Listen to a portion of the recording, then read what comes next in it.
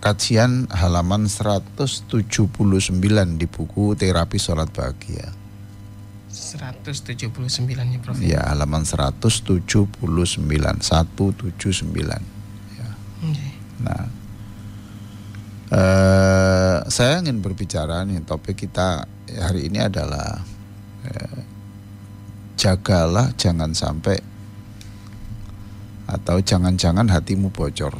Masya Allah. Ya, hatimu bocor. Apa yang saya jelaskan ini di halaman 179 alinea yang ketiga. Itu ya. Hati adalah raja dan anggota badan adalah rakyat. Masya Allah. Hatinya adalah raja, anggota badan hati adalah kita tuh raja. Nah, anggota badan semuanya ini rakyatnya. Masya Allah. Penguasanya berarti hati ya, Ya, jadi kalau hatinya tidak beres, ya anggota badannya tidak beres.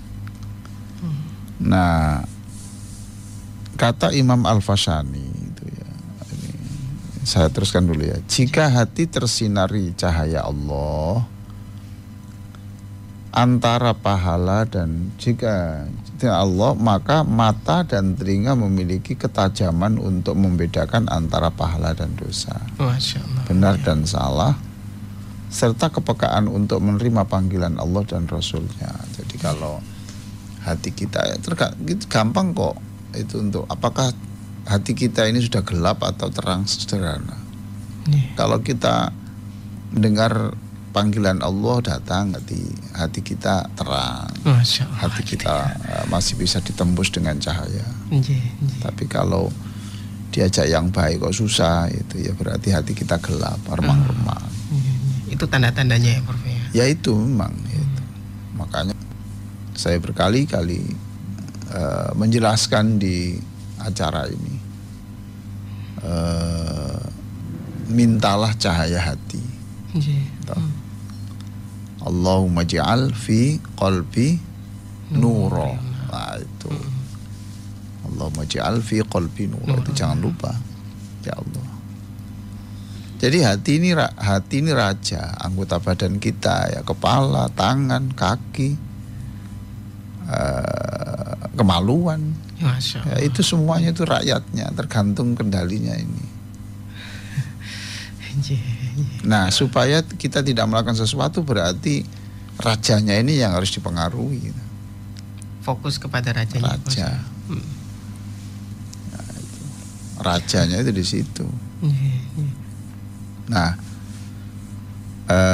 saya ingin tip ini Imam Al-Fashani. Imam Fashani itu nama lengkapnya itu adalah penulis buku yang mensyarah, menjelaskan, menafsirkan ya hadis-hadis di dalam kitab Al-Arba'in An-Nawawi. Masya Allah. Jadi nama lengkapnya itu Syekh Ahmad bin Syekh Hijazi Al-Fashani. Bukunya berjudul Al-Majalisus Saniyah. Ya, Al-Majalisus Saniyah. Nah, ini jadi kitab Al-Arba'in karya Imam Nawawi itu ditafsiri oleh beliau. Asik sekali. Isinya bagus sekali. Dulu pernah saya sampaikan untuk pengajian sampai berapa seri. Nah itu ya. Nah beliau itu mengatakan begini. Kalbu orang mukmin seperti bejana yang baik dan terbuka, sehingga bisa menampung air. Nah ini, jadi hatinya orang mukmin dengan hatinya orang munafik dan hatinya orang kafir itu berbeda. Ya? Beda. Ya. Kalau hatinya orang mukmin itu seperti gelas lah, gitu ya. Gelas yang terbuka dan tidak bocor. Terbuka, tidak bocor dan terbuka. Paham toh? Sekarang kalau gelas itu tidak bocor tapi tertutup, kan tidak bisa masuk. Nggak bisa masuk airnya, iya. Iya toh? Iya. Ya, gelas itu terbuka, gelas itu tidak bocor tapi tertutup. Bagaimana kita bisa memasukkan air? Nggak bisa, bro. Nggak bisa. Nggak bisa. Walaupun airnya itu air termahal. Nggak mungkin bisa. Ya toh? Nggak bisa. Nah kalau orang mukmin itu gelasnya itu sudah baik, tidak bocor, lalu terbuka, masya Allah, sehingga mudah dimasuki air. Ya Allah. Nah kalau hatinya Mas Ishak, hati saya, hatinya pendengar yang sangat saya muliakan, saya cintai ini, kalau seperti itu terbuka dan tidak bocor, maka ada firman Allah, ya, firman Rasulullah, sabda Rasulullah, Allah, nasihat orang itu diterima, masuk. Pasti masuk ya. Masuk. Gak bocor ya. Masuk. Dan tidak hilang lah. Ya Allah. Dan tidak hilang. Karena apa? Tidak bocor. Tidak bocor. Terbuka juga. Jadilah Muslim yang hatinya tidak bocor, terbuka dan tidak bocor. Gelasnya baik, terbuka, tapi bocor, pecah. Gimana? Dimasuki air? Keluar. Lewat saja. Lewat saja. Masya Allah. Jadi ya seperti masuk telinga kanan, keluar telinga kiri. Itu pun kadang-kadang saya katakan itu air itu masih sempat masuk. Iya. Lah, yang ngeri kan masuk saja tidak bisa, karena tertutup. Maka jangan-jangan hati Anda ini terbuka tapi bocor. Iya. Atau jangan-jangan hati Anda ini tidak terbuka, baik tapi tidak terbuka. Jadi susah dinasihati orang, susah. Dinasihati istri ya ndak bisa, dinasihati ibu kandungnya ya ndak bisa, dinasihatinya ndak bisa, dinasihati ustadznya tambah di Allah ya. Iya. Diberi masukan katanya memusuhi, macam-macam lah itu. Kalau hatinya orang mukmin itu masya Allah ditampung. Hatinya Rasulullah ya seperti itu. Hatinya Rasulullah seperti itu. Masya Allah. Kalau ada firman Allah, Nabi itu pernah rambutnya itu tiba-tiba kok rambutnya cepat putih. Ditanya Nabi kenapa kok rambutnya cepat putih? Iya, saya kemarin itu dapat firman Allah itu loh, kok seperti membentak saya gitu.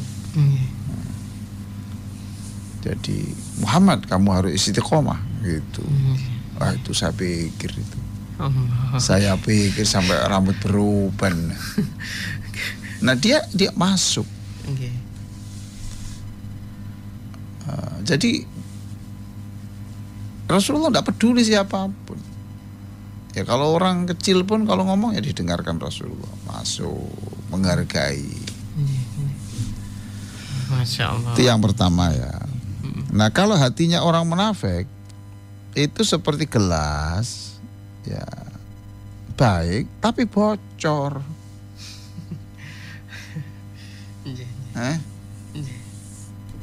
Gelas baik tapi bocor. Bocor. Allah. Diberi masukan, yes. Tapi bocor. Tidak dilakukan. Lewat saja. Masya Allah. Jadi ya itu ya orang munafik. Masya Allah. Kita mohon ampun kepada Allah. Jangan-jangan hati kita ya seperti itu. Ya kan? Masya Allah. Iya. Didengarkan, dicatat. Tapi gak dilakukan. Direkam. Sekarang sedikit-sedikit di video. Iya. Iya bro. HP-nya itu apa saja bisa. Kamar ini. Tapi tidak ada perubahan pada dirinya. Masya Allah.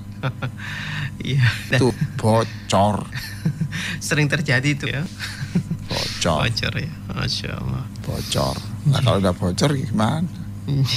Diisi madu yang mahal. Diisi susu masuk tapi hilang. Iya. Ya, diisi obat hilang. Diisi itu bunga yang termahal itu. Saffron. Iya, saffron itu mahal. Itu 1 kilo itu 48 juta itu. 48 juta, Masya Allah. 48 juta. Saffron ya. Saya yang tidak bisa minum, dikasih orang. Oh, pernah minum ya, Prof ya? Ya. Masya Allah. Dikasih orang sedikit gitu loh. Ya hanya seujung sendok lah. Sendok. Tapi itu sudah dibungkusnya seperti bungkus emas gitu. Masya Allah. Ya saya minum. Wallahu alam, Allah memberi apa terserah Allah. Yang penting saya ikhtiar, saya ingin menghargai yang memberi. Diisi air itu bocor. Mahal itu adalah ya gitu. Bocor. Astagfirullahaladzim ya. Kita istighfar pada Allah bahwa bisa saja hati kita itu seperti itu. Terbuka tapi bocor. Nah, ini yang paling fatal nomor 3 ini. Lah, kalbunya orang kafir seperti bejana yang bocor dan terbalik. Nah, ini kebalik ya, Prof. Gelasnya itu sudah bocor dan terbalik, tertutup lagi.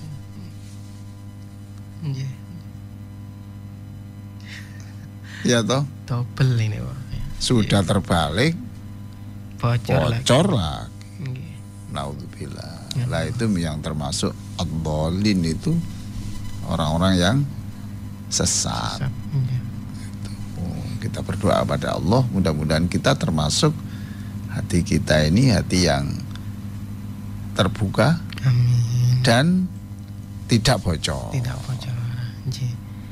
Nah, terbuka dan tidak bocor. Caranya bagaimana, Prof? Ya usaha. Ya, mendengarkan seperti ini kan bagian daripada supaya kita tidak bocor. Ngerti toh? Masya Allah.